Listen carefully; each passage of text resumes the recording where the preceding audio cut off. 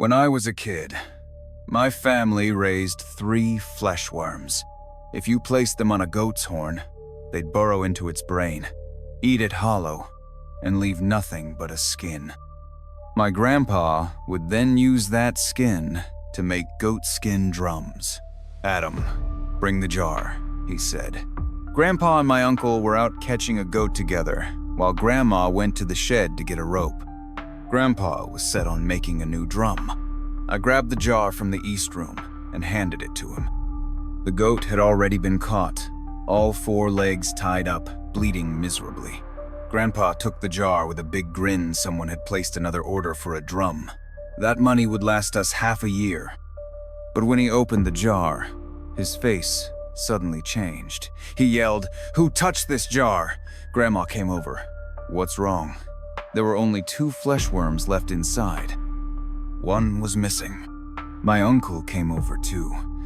He held the jar up and looked closely. "There aren't any holes. So how'd it get out?" Then he turned to me. "Adam, did you mess with the worms?" I said, "No, I never touched them. Grandpa once warned me that those worms could burrow into human brains too. I never dared go near them." Uncle said, "If you didn't touch it, where the hell did it go?" Grandpa and Grandma were both staring at me now, but I really hadn't touched it.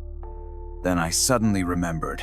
3 days ago, Uncle brought 2 strangers to our house and kicked me out to the yard. They stayed in the east room for a long time. I looked at Grandpa and said, "Uncle brought people over 3 days ago." As soon as I said that, Uncle shot me a glare. "They were just visiting. Nobody touched the worms," he said irritably. Grandpa turned and looked him in the eye. "Losing a fleshworm is serious. That thing can eat people. Are you sure you didn't take it?" Uncle snapped. "I didn't. Believe it or don't." Then he stormed into the west room and slammed the door shut. Grandma frowned and turned to me again. "Adam, you really didn't touch the worm?" "I swear I didn't." Whenever something got broken or went missing, they always looked at me first. But I didn't do it. Grandpa frowned and stayed silent, taking a few long drags from his pipe. Grandma asked, "So are we still making the drum or not?" Grandpa looked at the goat on the ground. "We'll wait. I need to find that worm first." "Where are you gonna look?" she asked. "Go house to house asking." He walked out of the yard. Grandma untied the goat, locked it in the pen, and went to the shed to cook dinner. I was bored and playing in the yard when suddenly I heard a scream from the west room. It was Uncle's voice. I rushed over and saw him writhing on the floor in agony. There was a bloody hole in his left arm, about the size of a fingernail, bleeding nonstop. Grandma ran in too. "What happened?" Uncle shouted. "The worm burrowed into my arm." Grandma nearly fainted. She told me to go get Grandpa. I bolted out. Luckily, Grandpa hadn't gone far. I called him back. Uncle's left arm was turning black and red right before our eyes. The worm was eating through his flesh and blood. "Adam, get the axe!" Grandpa shouted. I ran to the shed and brought it back. Grandpa grabbed Uncle's arm and said loudly, "Tony, this is the only way to stay alive." Uncle was shaking from the pain, pale as a ghost. "Do it! I'm gonna die!" Grandpa raised the axe, and with a loud crack, chopped off Uncle's arm. Blood gushed everywhere. Uncle passed out cold. Grandma threw herself over him, crying, "Tony, wake up!" Grandpa harnessed the donkey cart, lifted Uncle onto it, and Grandma climbed aboard too. "Adam," Grandpa said, "go stay at your Grandpa Jack's tonight. Don't stay here, alone." Then he drove the cart to town, leaving me all by myself. After they left, I headed back inside. That's when I noticed the goats in the pen. They'd all lifted their heads and were staring at me. Their gaze made my skin crawl. I ran to the west room and shut the door. Uncle's arm was still lying on the floor, except it was now nothing but a hollow skin. The fleshworm was gone. I was scared, but also curious. I grabbed a stick and carefully lifted the skin. Underneath was a pool of thick blood, sticky and disgusting. I set the skin aside and poked at the blood with the stick. The pool split into a dozen blobs of different sizes, but within seconds they drew back together like some invisible force was pulling them. I stirred it again, breaking it into 4 pieces, and even spaced them more than a finger's width apart. But just as I finished, they merged again. Weird. I picked up the stick and smacked the blood a few times. It splattered onto the table, the bench, even into my eye. I rubbed it, but it didn't hurt or itch. I tossed the stick aside, thinking, okay, now they definitely can't regroup. I stared at the blood. It stayed scattered this time. I looked outside. It was dusk. It'd be dark soon. I locked the east and west rooms, closed the pen gate, and headed to Grandpa Jack's. He lived on the west edge of the village. He used to be married and had a kid, but they drowned in the river. Their bodies were never found. After that, Grandpa Jack remarried a few times, but every wife died in strange accidents. People started saying he was cursed. No one dared marry him again. So he lived alone for decades. I stepped into his yard and called, "Grandpa Jack." No answer. He had 2 rooms, one to live in, the other a kitchen. Both rooms were dark. Was he not home? I called again, louder this time. "Grandpa Jack." Still no answer. The east room wasn't locked. Maybe he was asleep? I pushed the door open. A foul stench hit me in the face. It smelled familiar, but I couldn't place it. I stepped inside. Grandpa Jack's house had just one tiny window. It was already dark outside, and no lights were on. The room was pitch black. I walked over to the bed and saw him lying on his side, back to me. I whispered, "Grandpa Jack, Grandpa told me to spend the night here. They went into town." He didn't respond. I took off my shoes and climbed onto the bed. I crawled next to him and tapped his shoulder. "Grandpa Jack." Suddenly, he opened his eyes, and I saw a thin red worm crawling across his eyeball, from the left eye to the right. It was as thin as a needle. I nearly screamed my lungs out. "Ah!" I tumbled off the bed. Grandpa Jack sat up and flicked on the light. "Adam, what's wrong? Get back up here." He waved me over. I instinctively looked at his eyes. They were bloodshot, veins red and swollen. I was afraid they might burst.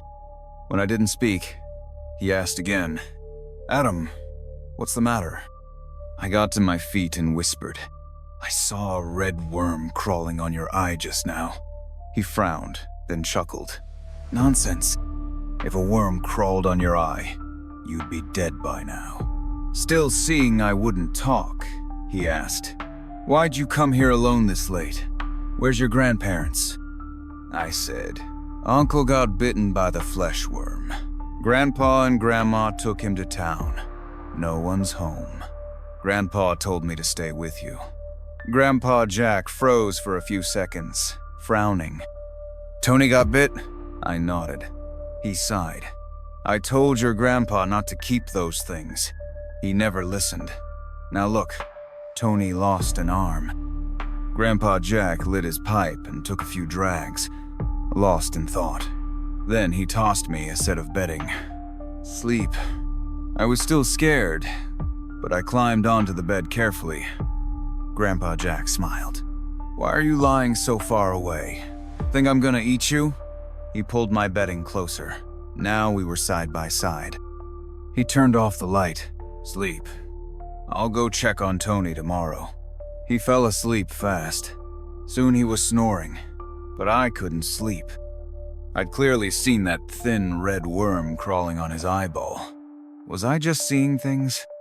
I sat up quietly and turned to look at him. He was breathing heavily, eyes closed, mouth slightly open, showing a few teeth. Everything seemed normal. Just as I was about to lie down, I saw his left eye snap open, bloodshot and veined all over. I whispered, "Grandpa Jack." Grandpa Jack didn't respond. I stared harder at his left eye. Suddenly, the red veins in it twitched. I leaned in closer, eyes wide. What looked like red veins weren't veins at all. They were countless red worms, slowly wriggling across his eyeball. My scalp tingled. Then his right eye snapped open, completely red, with no pupil left. Where his pupil should have been, there was now a ball of red flesh. That fleshy ball was moving. It was disgusting. I shouted, "Grandpa Jack, there's something in your eye." But he didn't react, like he couldn't hear me. I pushed his shoulder, still nothing. Then I caught a foul stench in the air. It was coming from his mouth. I held my hand under his nose, no breath. Grandpa Jack was dead. I was so scared I curled into a ball in the corner, screaming, "Ah!" I saw a thin worm crawl out of his mouth, poke its head around, then slither back in. I tumbled off the bed and ran for my life. I didn't know how long I ran before I finally made it home. I opened the East Room door, switched on the light, and curled up in the corner. My head was filled with images of those red worms. I was too scared to sleep, so I just sat there until morning. Then I heard the courtyard door open. Grandpa was back. I jumped off the bed and ran outside. "Grandpa! You're finally back!" He looked gloomy, clearly preoccupied. "Adam, why didn't you stay at Grandpa Jack's?" "Grandpa Jack's dead. He died last night." "Don't be ridiculous. Jack's always been in good health." He didn't believe me. I'm not lying. He's really dead. If you don't believe me, come see for yourself. I grabbed his arm and headed for the yard. But after just a few steps, he shook me off. "Adam, stop causing trouble. Your uncle's in the hospital. I've got enough to deal with." He went into the East Room. I followed. Grandpa opened the cabinet and took out a rusty iron box with a lock on it. All our valuables were kept in that box. He unlocked it, pulled out some money, and shoved the box back in. "I'm taking money to the hospital for your uncle. You're gonna stay at Grandpa Jack's," he said as he got ready to leave. I blocked his way. "Grandpa, I'm not lying. Grandpa Jack really is dead." He glared at me. "Say that again and I'll beat you." "I'm not lying." I stomped my feet, desperate. "If you don't believe me, come see." Grandpa snapped. "Fine! If Jack's fine, I swear I'll beat the crap out of you." He was already stressed over Uncle's medical bills. He took me to Grandpa Jack's. As soon as we entered the yard, he called out, "Old Third!" No answer. He called again. Still nothing. It was broad daylight, but I was scared. Grandpa Jack's house was low and run down. A tattered red lantern hung by the door, giving off a creepy vibe. I clung to Grandpa's shirt. "Don't call him anymore, Grandpa. He's dead." He died in the East Room. Just as I finished speaking, we heard Grandpa Jack's voice from inside. "Hey, what's going on?" Grandpa gave me a sharp look, then kicked me. "Old Third," he called out. "I'm heading into town. Adam's staying with you for a few days." Then he turned to leave the courtyard. I chased after him, clutching his arm. Grandpa frowned. "What do you want now? Can't you be more understanding? Your uncle's in the hospital, and I need to bring him money." I looked back at the East Room. It was eerie. I was too scared to stay. "Grandpa, let me come with you to town." "No, kids can't stay at the hospital." He pried my hand off and kept walking. I knew Grandpa was in a hurry. This money was life-saving for Uncle. But I really couldn't stay at Grandpa Jack's. I clung to him with all my strength. Grandpa lost his temper and slapped me hard. "Let go!" My eyes welled with tears. I looked up at him, still refusing to let go. "You're not a baby anymore. Can't you act your age?" Just as he said that, we heard a door creak. Grandpa Jack came out of the East Room. Grandpa led me over to him. "Old Third, you look awful," he said. Grandpa Jack's eyes looked dull. but there weren't any red veins like last night. "Caught a chill," he replied. Grandpa said, "Adam will stay with you a few days. I've got to get to the hospital." Grandpa Jack looked down at me like he was sizing me up. He smiled. "Sure, no problem." Then he asked, "How's Tony doing?" Grandpa sighed. "Lost an arm. Who knows how he'll get by now." He handed me over and said, "I'll be off then." He turned and left. I shouted, "Grandpa, take me with you." I tried to break free, but Grandpa Jack clutched me tightly. His fingernails dug into my skin. I looked up at him. His dull eyes were now crawling with red worms. He gave me a sinister grin. "Come inside with me, Adam." Grandpa Jack dragged me toward the east room. I struggled with all my might. I couldn't go in. I couldn't die. I could already smell the stench of rot on him. As Grandpa's figure grew smaller in the distance, I screamed, "Grandpa! I found the fleshworm!" Grandpa froze in his tracks and turned. "Where?" I knew it. He cared a lot about the fleshworms. He would come back. He walked back into the yard. Grandpa Jack finally let go. His eyes were menacing. I hid behind Grandpa and whispered, "In the west room. I put it in a jar." Grandpa looked at me, then at Grandpa Jack. "Old Third, I'll take Adam home real quick. He'll come back later." Grandpa Jack forced a smile. "Sure. No rush." He turned and went back into the east room. His gait was stiff and slow like an old goat. Grandpa led me home. As soon as we stepped into the yard, he asked, "Where's the worm?" I said quietly, "The worm. I didn't find it." His face changed instantly. He kicked me. "Get out!" Then he climbed into the donkey cart and drove off. I chased after him, shouting, "Grandpa, take me with you!" But he didn't stop. The cart sped up. "Go stay at Grandpa Jack's," he yelled. I chased him to the edge of the village, but I was too exhausted to keep running. I stopped, watching the cart disappear into the distance. I felt so wronged, so heartbroken. I squatted on the ground and cried. I don't know how long I cried for until there were no more tears. Grandpa never turned back. I had no choice but to go home. As soon as I entered the yard, I saw the goat pen was open. 2 goats had gotten out and were drinking from a puddle. They didn't seem like they wanted to leave. I grabbed a stick, herded them back into the pen, and locked the gate. I went into the east room, and a musty smell hit me. I opened the windows and doors for air. The beams in the east room were made of logs, and every time it rained, they got moldy.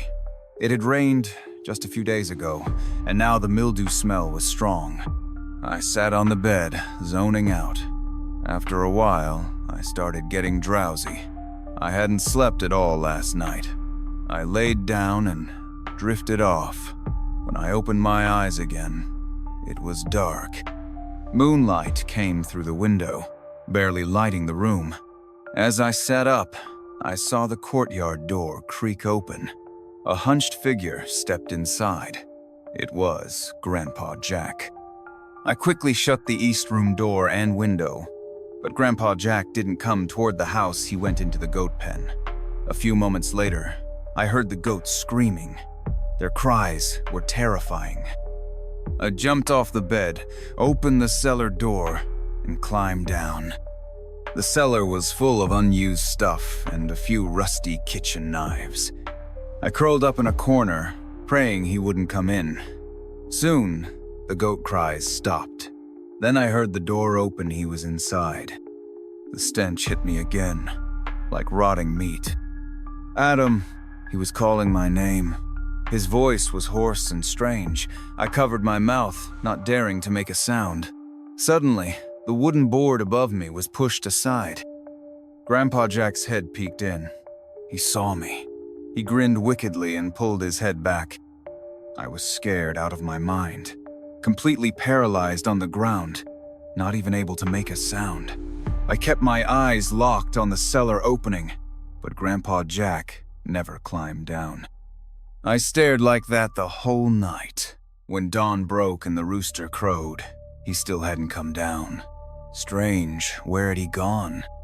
I glanced at the kitchen knife on the ground. It had been rusted and dull, but now it was stained with blood, not just a drop, but a whole smear. I crept toward the cellar entrance and looked up cautiously. No one was there. "Grandpa Jack?" I called out. No answer. The air in the cellar was completely stale. After a whole night down there, I could barely take it anymore. I carefully climbed out. The room hadn't changed, except there were a few large footprints on the floor, definitely Grandpa Jack's. It was daylight now, so I wasn't as scared. I remembered Grandpa Jack had gone into the goat pen last night. I wondered what had happened. I ran to the pen. The goats were gone. All that was left was Grandpa Jack's corpse. No, it was just his skin lying flat on the ground. He'd been hollowed out. I screamed and scrambled out of the pen. Grandpa Jack was dead, and the goats were gone. When Grandpa and Grandma came back, they'd beat me for sure. Terrified, I ran outside to look for the goats. I walked down every road in the village, but there was no sign of them. Where could they have gone? I squatted under a tree at the edge of the village and cried. No goats meant no money. I cried from morning till night. Just as it was getting dark, I saw Grandpa coming back with the donkey cart. Grandma and Uncle Tony were on it too. They all looked awful, especially Uncle, who'd gotten so skinny he looked like skin and bones. Grandpa saw me crying and asked, "Adam, what happened?" I whispered, "Grandpa Jack is dead, and the goats are gone." Grandpa didn't say anything. He just sighed, clearly with no intention of letting me on the cart. He said nothing and drove past me. I knew I was in big trouble. But it wasn't my fault the goats were gone. I almost died last night. I followed the cart home. Grandpa took Grandpa Jack's skin from the pen and laid it on the ground. Grandma said, "Old man, with the goats gone, how are we supposed to make drums? Tony still needs money to stay alive."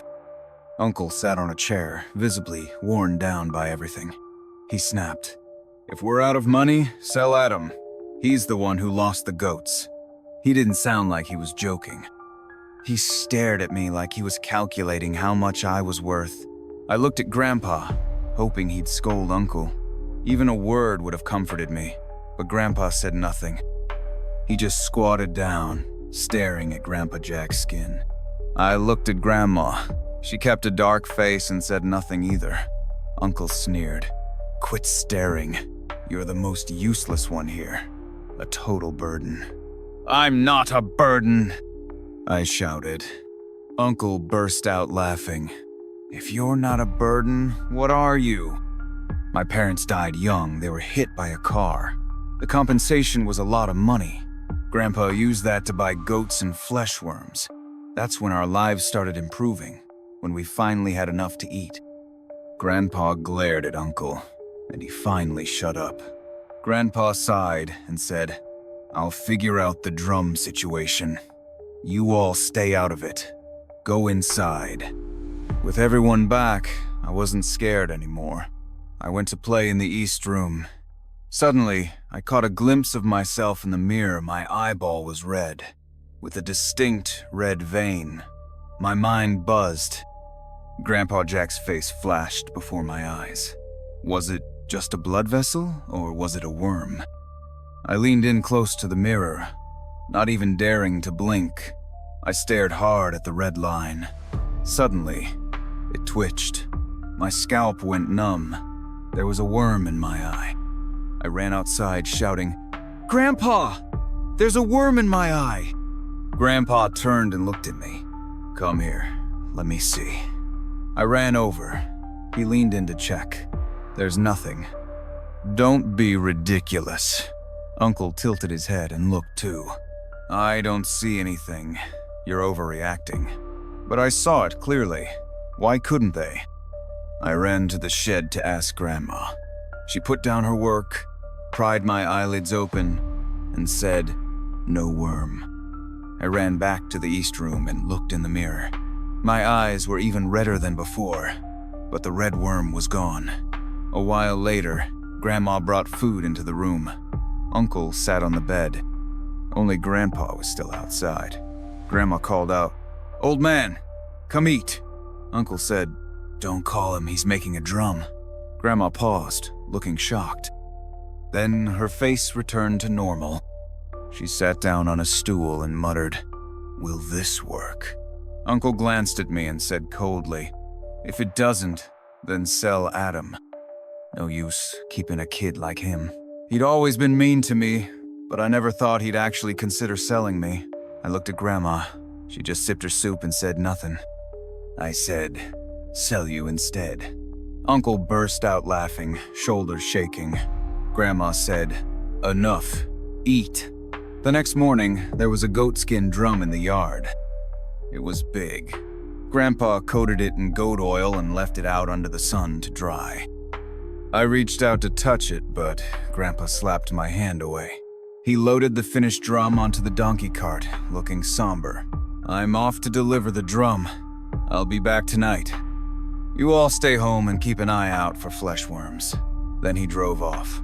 Grandma went into the east room and pulled out an empty jar, the one for the worms. "Where are the 2 fleshworms that were in here?" she shouted. "Who touched them?" Though she said, "You all," her eyes were fixed on me, like she was sure I took them. Uncle said, "I've been in the hospital these past few days. Must have been Adam." I said, "When you got back last night, the worms were still there. They went missing today. I didn't take them." Uncle glared at me. "You took them. Don't lie." He raised his hand to hit me, but I dodged just in time. Grandma sighed anxiously. "Go look for the worms now," Uncle said. "Not me. Those things are too creepy. You find them."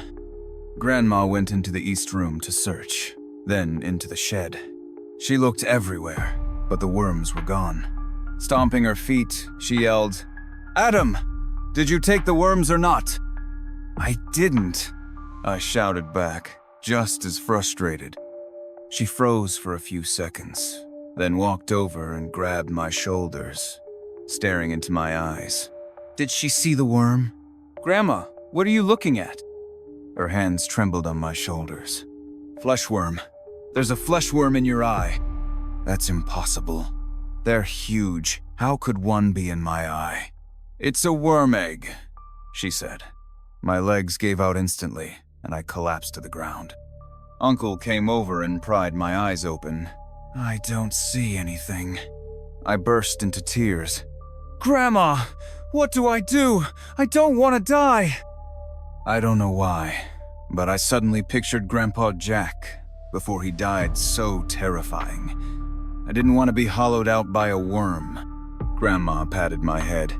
"You won't die. It can be drawn out."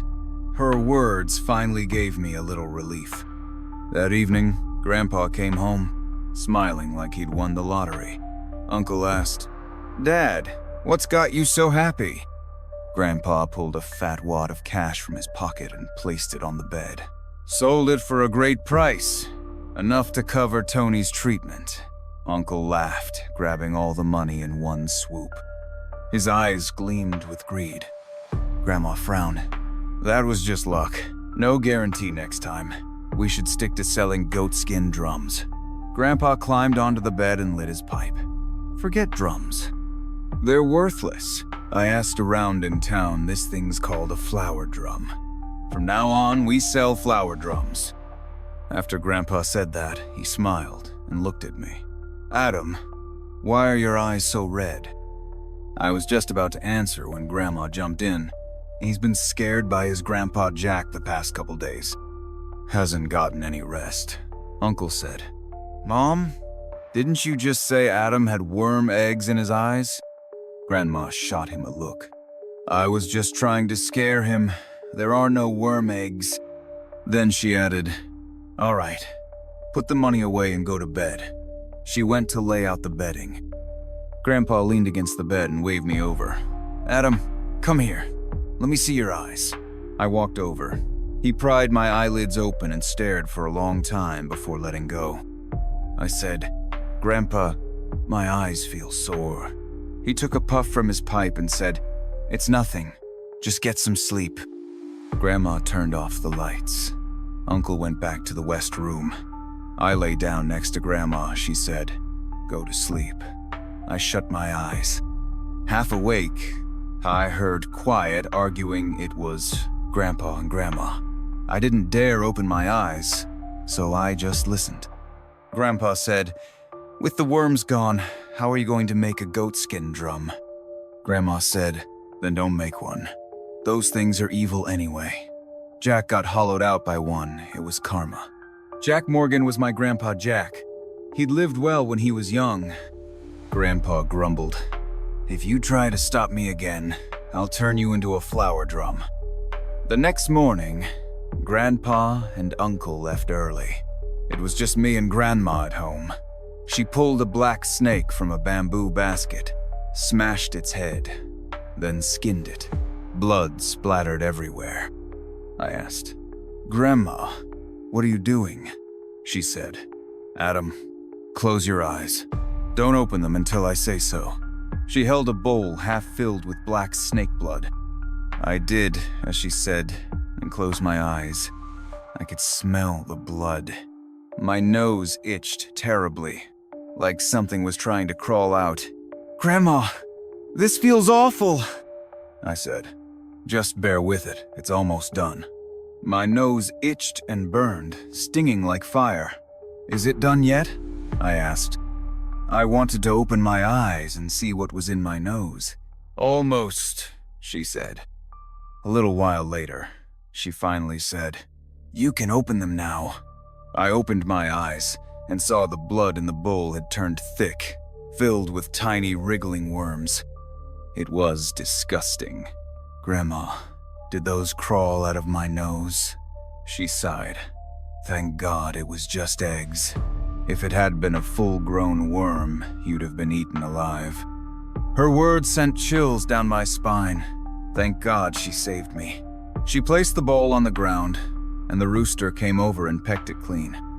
Then she said, Adam, when I'm not home, stay away from your grandpa and uncle. I nodded. Okay.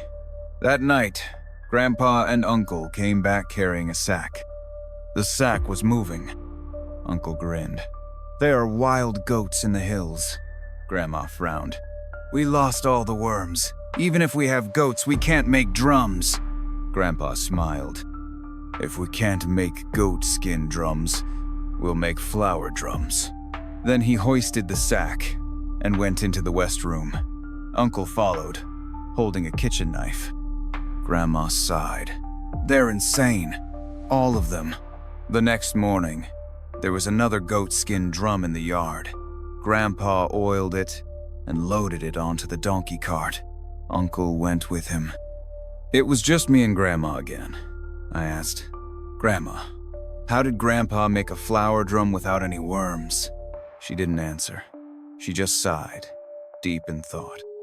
Around noon, Grandpa suddenly returned alone. He was soaked and had bruises on his face. Grandma frowned.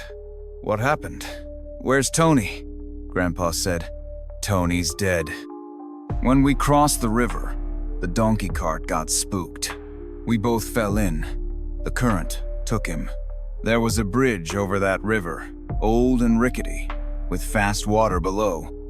Grandma's eyes widened as tears poured down. She cried out, Tony! Then she ran out of the house. Uncle only had one arm, and with a current that fast, he'd definitely be swept away. I was worried and chased after her. When we got to the river, she ran along the bank shouting, Tony! Tony! I ran beside her, searching for him. Finally, in a slow-moving stretch of the river, I saw Uncle.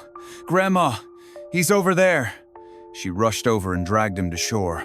His face was pale, his lips completely colorless. He was obviously dead, but there were 2 bloody holes in his stomach, like he'd been stabbed.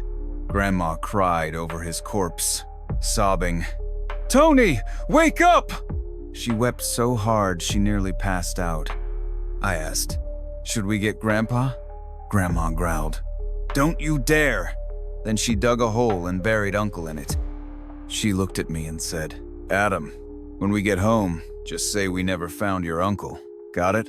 I was confused why hide it from Grandpa, but I nodded. Got it. We got home late. Grandpa was still sitting on the bed waiting. "Did you find Tony?" he asked. Grandma answered quietly, "No." Grandpa sighed. "That river's fast. Tony had bad luck." Grandma didn't say a word. She sat on the bed, tears falling silently. They didn't sleep that night. By morning, Grandpa was so tired he passed out on the bed. Grandma pulled some money from her pocket and handed it to me. "Adam, go buy 2 tails of meat." I nodded and left. When I came back with the pork and stepped into the east room, I saw Grandma climbing out of the cellar. When she saw me, her expression looked off, and she quickly shut the cellar lid. She forced a smile. "Back so soon?" I looked toward the bed. Grandpa wasn't there. I handed her the meat. "Grandma, where's Grandpa?" "He went out, looking for your uncle," she said. But Grandpa only had 1 pair of shoes and they were still on the floor. "I'm hungry," I said. Grandma took the meat to the kitchen. By nightfall, Grandpa still hadn't come back. Grandma was getting nervous. "I'm going out to look." "I'll go too," I said. We went to the river to search, but after a long time, we found nothing. Later, Grandma told people both Grandpa and Uncle had drowned. Their bodies were never found. We stopped making drums and started selling fleshworms. I don't know where Grandma got them, but many people came to buy. Our lives got better. We saved a lot of money. Grandma said we'd move to the city. Before we left, she didn't sell the house, she burned it down. She opened the cellar, threw in hay and a torch. That awful smell from the cellar, it was the same one I'd smelled on Grandpa Jack. Grandma set a big fire, burning everything to the ground. That night, she took me to the city and bought a house. But city life wasn't what we imagined. I kept dreaming of Grandpa Jack's face, of those wriggling worm eggs. Without the worms, we had no way to earn. Then Grandma got seriously ill. All our money went to her medicine. One night, I saw her sitting on the couch, staring into space. I walked over. "Grandma, why aren't you sleeping?" She slowly turned her head. Under the moonlight, I saw her cloudy eyes filled with red worm eggs. I froze, unable to look in the mirror. My own face felt twisted and strange. I turned to the window. It was crawling with worms. So was the roof. Red fleshworms everywhere, like every worm we'd ever sold had come back. In a daze, I saw Grandpa at the door, chained up, his body crawling with worms. Some went into his mouth, some into his eyes, eating him alive. He wanted to scream, but no sound came. His face was twisted in agony, his eyes filled with hatred. Then I saw Uncle lying by the river, his blood staining the water red, eyes full of rage and despair. He couldn't rest in peace. I shut my eyes and slapped my head with both hands. When I opened them again, worms had covered my body. They burrowed into my flesh, chewing me away bit by bit. After tonight, I'd become just another empty skin.